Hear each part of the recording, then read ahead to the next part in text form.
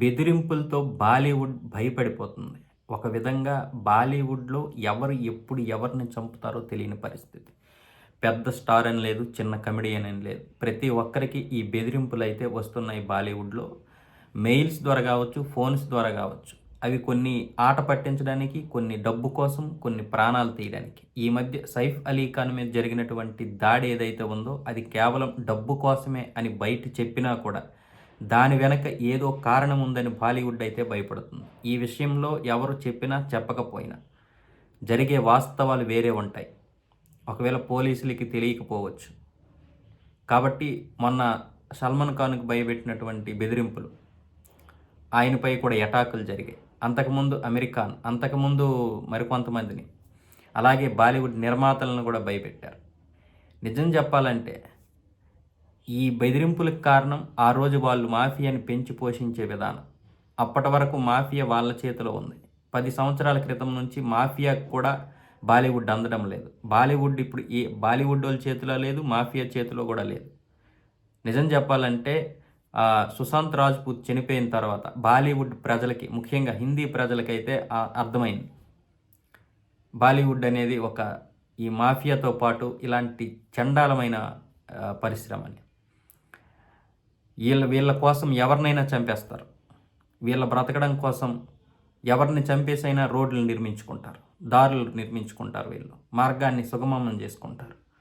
అదే బయటపడింది. బాహుబలితో టాలీవుడ్ దండయాత్ర, ఆ తర్వాత సుశాంత్ రాజ్‌పూత్ మరణం, ఇవన్నీ సోషల్ మీడియా అటాక్, ఇవన్నీ కలిసి బాలీవుడ్‌ని అయితే కింద పడేసాయి.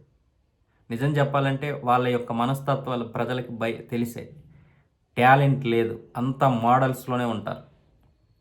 టాలెంట్ ఉండదు. ఏదైనా జోక్ చేస్తే హిందుత్వంపై జోక్ చేస్తారు.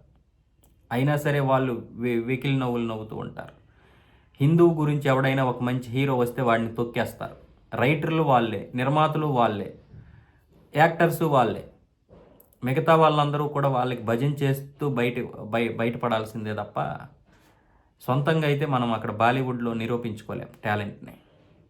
ఇప్పుడు కపిల్ శర్మకు కూడా వచ్చింది బెదిరింపు కాల్స్. కపిల్ శర్మకి మరో ఇద్దరికైతే బెదిరింపు వచ్చాయి, మెయిల్స్ వచ్చాయి. మీరేదో ఆట పట్టిస్తున్నాం అనుకుంటున్నారేమో, లేదా సరదాకి చేస్తానం అనుకుంటున్నారేమో. చాలా తీవ్రమైనటువంటి పరిస్థితులు ఎదుర్కోవాల్సి వస్తుంది మా డిమాండ్లు కనుక నెరవేర్చకపోతేనే. కపిల్ శర్మతో పాటు మరో ఇద్దరు నటులకైతే బెదిరింపు ఈమెయిల్స్ వచ్చాయి. ప్రస్తుతానికైతే కపిల్ శర్మ అలాగే మిగతా వాళ్ళందరూ కలిసి అంబోలో పోలీస్ స్టేషన్లోనైతే ఈ కేసు గురించి మాట్లాడారు, కేసులు పెట్టారు. ఈమెయిల్ మీద పోలీసులు అయితే ఎంక్వైరీ చేస్తున్నారు. వాళ్ళు ఎవరనేది ఇంకా తెలియరాలేదు. కానీ ఇంకా డిమాండ్లు ఏంటనేది ఇంకా చెప్పలేదు.